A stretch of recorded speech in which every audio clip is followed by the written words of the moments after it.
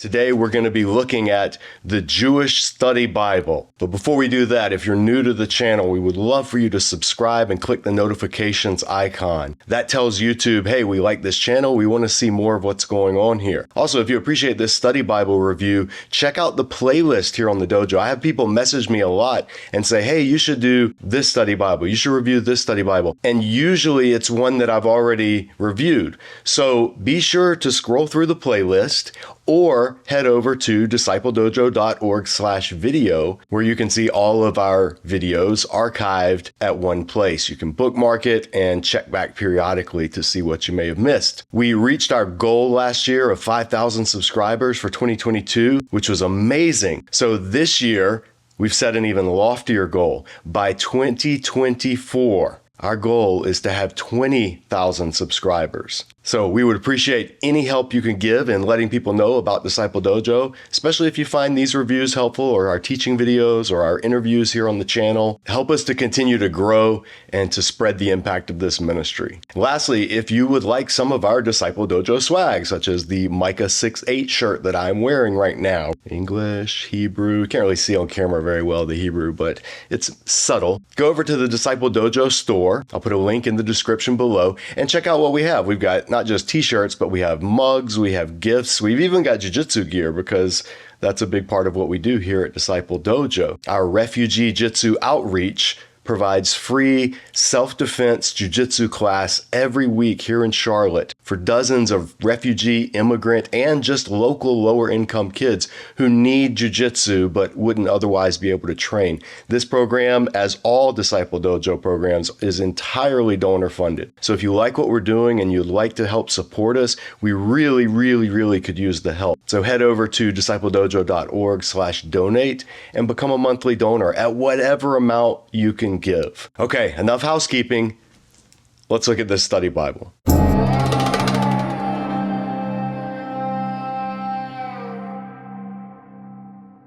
Now, I have spent literally the last month doing nothing but reading through the notes and the material in the Jewish Study Bible. I've had this Bible since 2004 when it came out, and I've used it periodically over the years when I'm researching passages that I'm teaching on. But this is the first time that I've ever actually sat down and read through all of the material in this study Bible, and there is a lot of it. Now, the Jewish Study Bible is published by Oxford, and this is the new JPS translation, the one that came out in 1985 and then was updated in 1999. It's 2,181 pages, and there are 9 color maps in the back. Now, this is the paperback version, and if you've seen some of my Bible reviews here, you know I love paperback versions for Bibles that are going to sit on the shelf that I'm going to use as references. If they're available in paperback, I'm all about it, because this is a little budget Bible hack.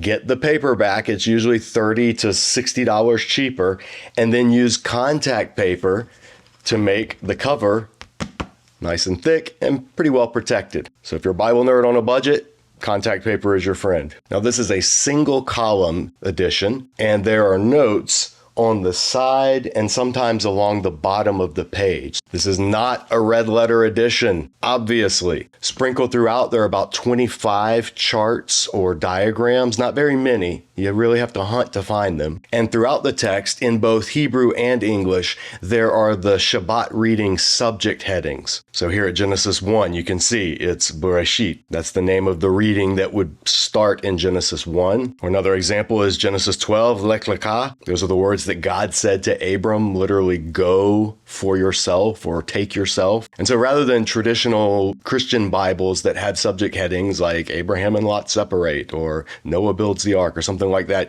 these are the Sabbath weekly readings and the name of each one, which is usually the first word of that reading. You can find them all in the back in an appendix, so you could go to whatever Sabbath reading it is throughout the year and pick up there. Now, when it comes to book orders, this is important for Christians to understand. The order of the books in Jewish Bibles is not the same as the order of the books in the Christian Old Testaments, because Old Testaments and Christian Bibles are ordered based on the Septuagint, the Greek translation of the Old Testament that was done before the time of Jesus. But in Jewish Bibles, the books are ordered by the TNK, Tanakh, Torah, which means instruction or teaching, sometimes translated as law, the Nevi'im, which means the prophets, and the Ketuvim, which is the writings. And even within the writings, there is some variation even among Jewish Bibles. So for example, in BHS, which is up there behind Captain America on the shelf, the book of Ruth comes after the book of Proverbs. But in the Jewish Study Bible, the Kohen Tanakh, which we'll look at in a future video, in other Jewish Bibles, Ruth comes after Song of Songs. So as you get further away from Torah, the first 5 books, the ordering of the books sometimes is a little bit different. However, it's all the same material that you're going to find in an Old Testament in a Christian Bible. It's just ordered differently in Jewish Bibles. The other thing to note, the elephant in the room, let's get it out in the open. This is not a Christian Bible. This is not a Messianic Jewish Bible. We've reviewed a Messianic Jewish Bible, the Complete Jewish Study Bible. Check the review here on the channel. I'll link it in the description below. This is done by Jewish people who believe Jesus is the Messiah. This is done by Jewish scholars who do not believe that Jesus is the Messiah. This contains the New Testament. This does not contain the New Testament. In fact, in the beginning, in the introduction, the contributors note they don't even use the word Hebrew Bible because they believe that's redundant. They believe the Bible is the Bible, and that is the books of the Tanakh. They say Christians use the term New Testament or Old Testament or even Hebrew Bible out of well-meaning motives, not wanting to denigrate the Hebrew Bible, the scriptures of the Jewish people, by referring to them as old, which sometimes has connotations of maybe outdated or just sometimes negative. So they recognize that it comes from a good place when Christians say Hebrew Bible, but for the contributors, they say there's really no need to say Hebrew Bible because that is the Bible. There is no other Bible besides the Hebrew Bible. So it's just a little redundant. And so this review, I am a Protestant Christian. I'm in the broad stream of Wesleyan evangelicalism. And so I will be looking at this through that lens. I can't help it. We all have lenses that we look through, but I'm aware of that lens. And so my goal is to be as objective as possible. And like all of these study Bible reviews, to let you know what is in this that you're going to find. And there's an article in the beginning, the introduction to the JPS, and it talks about how the JPS came about and then why the 1985 update came out, the new JPS. So there's an old JPS translation of the Tanakh, and then there's a new JPS translation. This is the new JPS translation. But the NJPS is meant to be idiomatic. It's meant not to be a literal word-for-word translation, but it's meant to convey the emotion and the mood, the artistry, the subtleties of the original Hebrew text in idiomatic, normal English that we all speak. So it's not meant to be high and formal. It's meant to be readable and understandable. And in so that regard, the NJPS is a lot like, say, the New Revised Standard Version or the CSB or the NIV. It's kind of wanting to be in the middle on the translation spectrum. Now, NJPS translation was overseen and signed off on by rabbis representing all 3 branches of mainstream Judaism, so Orthodox, Reform, and Conservative. And it uses the anglicized names rather than the Hebrew names. So in here, you're going to read Abraham, Solomon, Rebecca, whereas in, say, the Kohen Tanakh or maybe even the Complete Jewish Bible, you'll read Avram, Shlomo, Rivka. So that's something to be aware of when you're comparing Jewish translations. Some try to transliterate the Hebrew names, so you're saying them as they sound in Hebrew.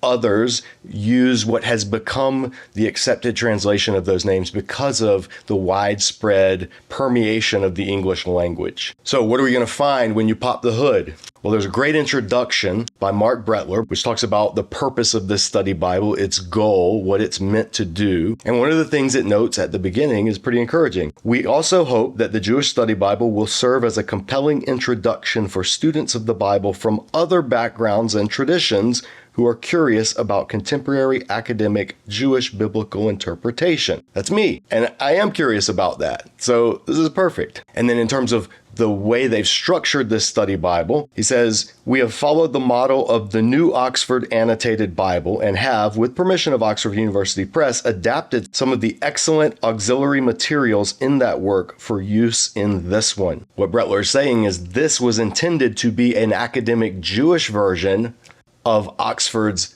New Annotated Study Bible. We've reviewed this one here on the channel as well. I'll link it below if you want to see my thoughts on this. But that's helpful. It gives you an idea of what you're going to find in here. You're not going to find devotional notes. You're not going to find contemplative notes. You're going to find academic discussion of the text. Then after the introduction and the preface to the NJPS, you come to the first essay, which is the Torah. Now, throughout all three sections, there's an opening essay. It's about 5 or 6 pages. So the Torah has an essay, Nevi'im has an essay, and the Ketuvim has an essay. Then after that, you come to the book introduction. All of the book introductions were between 3 to 5 pages long, so pretty extensive. These are solid book introductions, each written by a different author who oversaw the notes in that book of the Bible. The notes vary from page to page. So sometimes the notes will just take up kind of the side column, but then on some pages, the notes take up the side column and 2 columns at the bottom of the page. So depending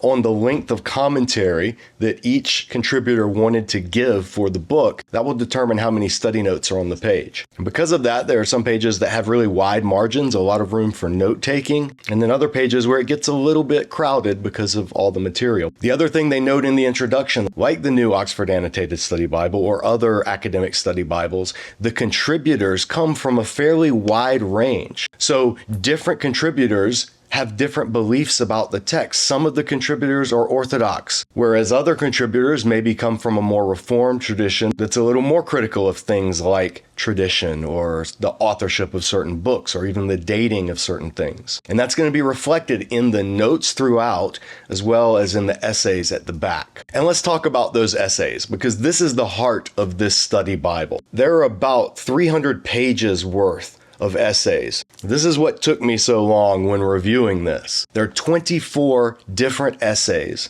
on a wide range of topics grouped into 3 main sections. There are essays grouped under Jewish interpretation of the Bible. And those essays are inner biblical interpretation, which is how the Old Testament uses the Old Testament basically. Early non-rabbinic interpretation. This is how the Bible was interpreted in what we Christians would call the intertestamental period or the Second Temple period. Then classical rabbinic interpretation. And this gives an overview of the first 5 centuries in the Common Era, what we call AD, but our Jewish friends would call CE, Common Era. So it tells about how the Mishnah came about and the Talmud. It gives the methods and the key figures that were operating during that time. Really helpful chart that lays out the different periods of the rabbis. Then we come to Midrash and Jewish interpretation. And so this explains the concept of Midrash, which comes from the word darash, which means to seek. So midrash is seeking out meaning in the text, seeking out deeper meaning than what would just be there on the surface, and how the concept of the oral Torah, the tradition that was believed to be passed down from the time of Moses all the way through to the rabbis, how that determines how one reads Torah and interprets it accordingly. So this essay talks about that development, and it shows the contrast between that and Christian interpretations of the Hebrew scriptures, because they are very different in this regard. Then there's an essay on medieval Jewish interpretation. So this traces groups like the Karaites as Judaism spread throughout Iraq, Babylon, and then later into Spain and then France. The different Jewish rabbinic communities, how they developed, and the key figures in those times. Then we come to an essay on post-medieval Jewish interpretation. And this talks about the influence of the Haskalah. That's the Hebrew word for enlightenment. When the Enlightenment swept through Europe, it wasn't just Christians and academic secular thinkers who were influenced by it. The Jewish community had to wrestle with it as well. And so this would give rise to the subject of the next essay, modern Jewish interpretation. And this discusses how source criticism arose within the Jewish community and the influence that the wider European Christian community had on the development of Jewish source criticism. Then we come to the next section of essays, the Bible in Jewish life and thought. So there's the Bible in the Dead Sea Scrolls, the Bible in the synagogue, the Bible in the liturgy, that would be like the Siddur or the prayer books, the Bible in Jewish philosophical tradition, the Bible in Jewish mystical tradition, then there's the Bible in Israeli life. And this one to me was very interesting because it sort of charted the difference and the development and the tension between biblical interpretation interpretation and later religious, but more and more political Zionist interpretations of Scripture, and how political Zionists and political leadership would sort of co-opt biblical scriptural concepts in order to further the cause of Zionism and the homeland. And the shifting in certain understandings of things away from how the rabbis had always understood them to a newer, modern, specifically geopolitical understanding in the era of Zionism. That was a very interesting essay. I was not actually expecting to read that in the Jewish Study Bible, but I'm glad they put it in there. Then there's Jewish women's scholarly writings on the Bible, and then Jewish translations of the Bible, going all the way back to the Septuagint and noting the different specific Jewish translations down throughout the years. Then the last section of essays are backgrounds for reading the Bible. And these are the ones that to me were the most similar to what you're going to find in the Oxford Annotated or any other Christian study Bible. You have the religion of the Bible, concepts of purity in the Bible, historical and geographical background to the Bible, languages of the Bible, text criticism of the Bible, the canonization of the Bible, the development of the Masoretic Bible. And the Masoretic is all of those dots and dashes and points and marks that were added at the tail end of the first millennium AD, CE. And if that interests you and you want to know more about it, check out the interview we did at the end of last year, our last interview we did here in the dojo with Dr. Christopher Dost, who is an Old Testament Masoretic text expert. And we talked all about that, and we looked at some examples. It was a great interview. It's in 2 parts. So be sure to check the link in the description below for that. Super fascinating. Then after that, the essay Modern Study of the Bible, and then the final essay, Reading Biblical Poetry. And that was a very helpful essay. It covered some of the stuff that my next to last guest here in the dojo, Dr. J. Richard Middleton, and I discussed in the episode we did about Hebrew poetry. So if that interests you, check that out. Now, unlike our typical Christian study Bible reviews here, where we go through and look how the interpreters handle, Genesis, Exodus, Romans, Revelation, complementarianism, egalitarianism, that kind of stuff. This is not a Christian Bible. This is a Jewish Bible. And I don't want to critique the notes or try to theologically judge the notes because it would be coming from a Christian perspective. And that's not the purpose of this Bible. So it wouldn't be fair to do that. What I would like to do, though, is just point you, the viewer who's considering, hey, is this going to be something useful for me to have and to use? I want to point you to some differences that you're going to see in this Bible versus a typical Christian study Bible. The biggest thing is translation. The NJPS is specifically not translated in accordance with the Septuagint or early Christian readings of the Hebrew Bible. And so passages that Christians have leaned heavily into over the years from the Old Testament, going all the way back to the time of the New Testament, the apostles, even Jesus himself, in the JPS and the NJPS, they are translated in a distinctly Jewish way. And if there is a possible way to interpret them that is not conducive to being a Christian reading of the text, that's what you're going to find in here, because part of this is to point people towards how Jewish interpreters read the text. So here's an example. When you look at Genesis 1:1, it's translated in the NJPS as, when God began to create heaven and earth, the earth being unformed and void, with darkness over the surface of the deep, and a wind from God sweeping over the water, God said, let there be light, and there was light. So aside from the question of should it be translated in the beginning or when God began to create or at the beginning of God's creation or something like that, we Christians are used to reading, and the Spirit of God, maybe capitalized Spirit sometimes, and the Spirit of God was hovering over the waters, and then God spoke. But that word, Spirit of God, the Hebrew word, ruach, can be translated spirit, breath, or wind. And so the NJPS translates it as not the Spirit of God, but a wind from God. And this would hearken forward to the Exodus account, when a wind from God is what frees the Israelites, pushing past the chaotic waters that seemingly overwhelm them and creating dry land. And there's a lot of theological depth to seeing that. And here's the thing. It's not like Christian translations are right and this is wrong, or vice versa. The Hebrew text is multivalent. The Hebrew wording is ambiguous. The word ruach has built in the connotations of breath, spirit, and wind, and there's no real distinction between those other than context. So in this case, just know that as you're reading it, this is how Jewish translations handle that passage, and it can make a difference in how we as Christians read the passage. Genesis 15:6, a very key passage. Abraham believed the Lord, and it was reckoned or credited to him as righteousness. This is a key passage, especially in the New Testament doctrine of salvation. In JPS says, and because he put his trust in the Lord, he reckoned it to his merit. When we come to Exodus, the famous passage where God tells Moses his name, I am who I am. In JPS reads, Moses said to God, when I come to the Israelites and say to them, the God of your fathers has sent me to you, and they ask me, what's his name? What shall I say to them?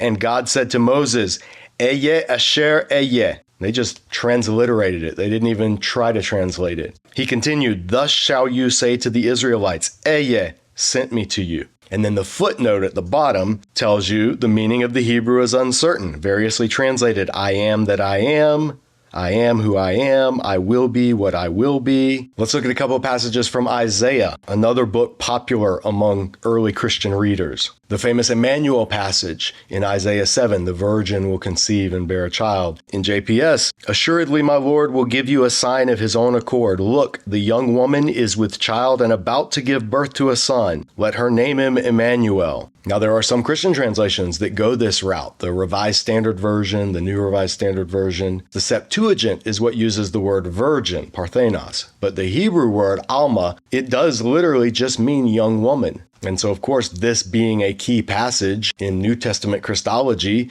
is going to read very different in a study Bible by scholars and interpreters who don't accept the New Testament as scripture. And then, of course, Isaiah 53. I mean, this is the passage of passages that probably has turned more people toward accepting Jesus as the Jewish Messiah than any other passage in the entire Bible. The translation of Isaiah 53 is pretty standard, and it follows generally what you're going to read in Christian Old Testament translations. But the study notes on the page are what give you the different Jewish interpretations. And so they note the identity of the servant is vigorously debated. Many argue that the servant symbolizes the entire Jewish people. And so the passage then describes the nation's unjust tribulations at the hands of the Babylonians, as well as the nation's salvific role for the world at large. Others maintain that the passage describes a pious minority within the Jewish people. This minority suffers as a result of the sins committed by the nation at large. So those are two common Jewish interpretations.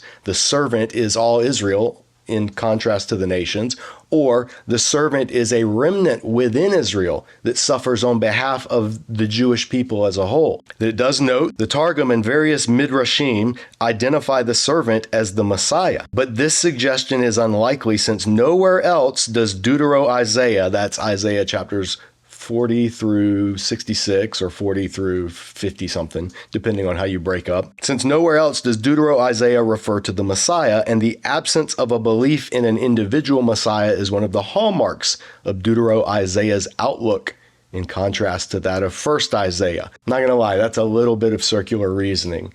What they're saying is, well, it can't be talking about the Messiah because this is in Deutero-Isaiah, chapters 40 through 50 something, and those chapters don't talk about the Messiah, so this can't be about the Messiah. Unless this is about the Messiah, then here clearly is one of those chapters that does talk about the Messiah, and that whole characterization of Deutero-Isaiah kind of falls apart. That's getting too far into the weeds. That is an exegetical discussion, and the notes here are just presenting it so that you understand that there are some Jewish traditions, not just Christian, but Jewish traditions, that have interpreted this as being about the Messiah. But then the notes are quick to say, but that's unlikely. And then at the very end, it says, Christians have argued that this passage in fact predicts the coming of Jesus. Medieval rabbinic commentators devoted considerable attention to refuting this interpretation for good reason. And let's look at one more from Psalm 22. Psalm 22 is a very famous passage, especially among Christians, that Jesus had on his lips as he was being crucified. My God, why have you forsaken me?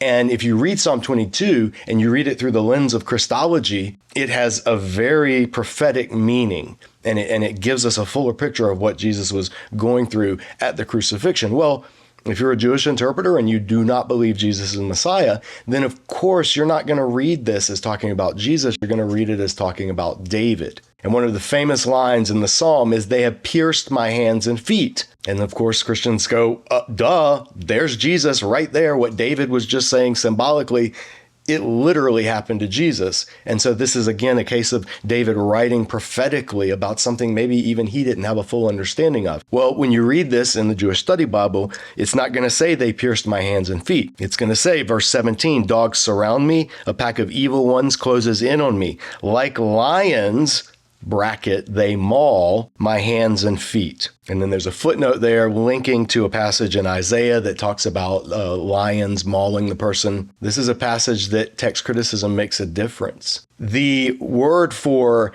"they have pierced" is something like karu or karu, "they pierced." The word for "like a lion" is ku'ari. So karu, "they pierced," ka'ari, "like a lion." So it either says "they pierced my hands and feet" or "like a lion, my hands and feet." Obviously, if you don't want to read this Christologically, then you're going to opt for the "like a lion" translation. And then the idea is that poetically, it's like a lion mauling at your hands and feet or attacking you. And that's possible. If the word is ka'ari, then that's the meaning that this psalm has. But if the word originally was karu, then "they pierced my hands and feet" is much more messianic Christological. So this is where you would need to do text criticism. You'd need to look at what do the Hebrew manuscripts that we have say, and how might one go from ka'aru to ka'ari, and what would be involved in that. And it's just like one little letter difference. I mean, they're very, very similar words. And then you look at how do the ancient translations render it? What does the Septuagint say? And so those are discussions that Christians and Jewish interpreters have been having for centuries. Let's look at one more, and that's from the book of Daniel, Daniel chapter 7. This is the famous Son of Man passage. This is where Jesus' own favorite title for himself was Son of Man. And he was pulling from, in large part, Daniel chapter 7, where this one like a son of man appears and he approaches the Ancient of Days and he's given all authority and people worship him. And so this has huge implications for Jesus' own self-understanding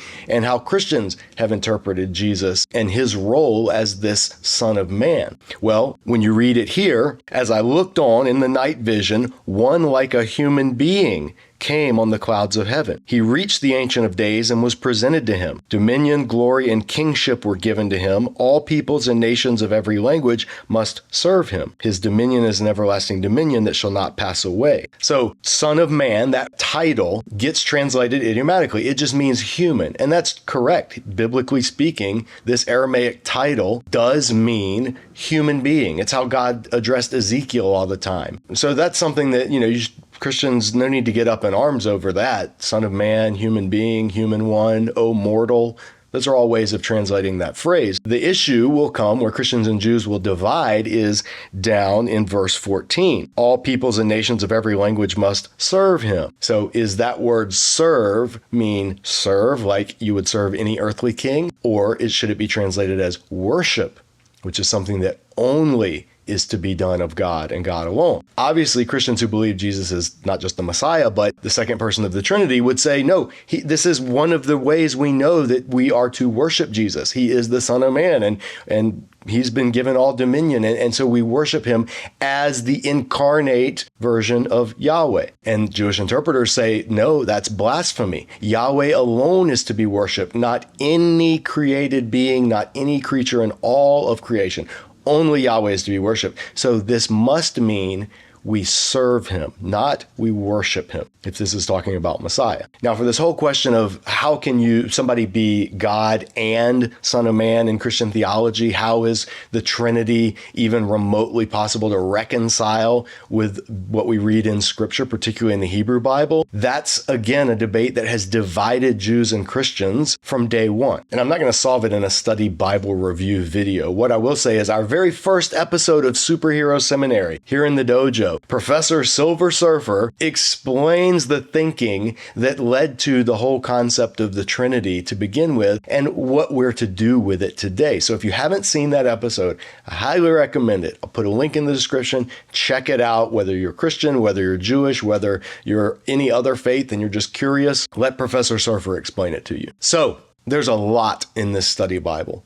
And we just scratched the surface. I've probably spent, other than maybe the Oxford Annotated over there, I've probably spent more time reviewing this study Bible than any of the other ones that I've looked at. And there's a reason for that. I'm not Jewish, but I have tremendous love for the Jewish people. I have tremendous respect for Jewish tradition. I look at the Jewish people as the custodians that God entrusted the scriptures to. And the reason that I am here today is because of the Hebrew scriptures. So I wanted to make sure that I not only just reviewed this study Bible, but that I really read it and took it in and absorbed it. Because let's not pretend we agree. I disagree with a lot of what I read in here. Just like the contributors to this would disagree with most, well, maybe not most, but a lot of what we teach here at Disciple Dojo. And that's fine. That's the beauty of having interfaith dialogue.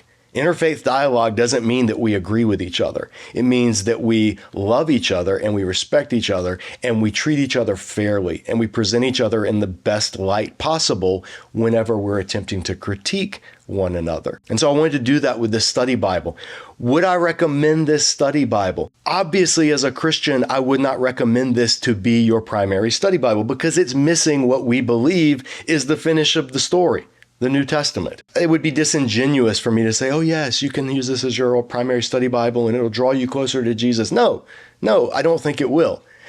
That's not the intention of this. So for what this is, I think it is absolutely fantastic.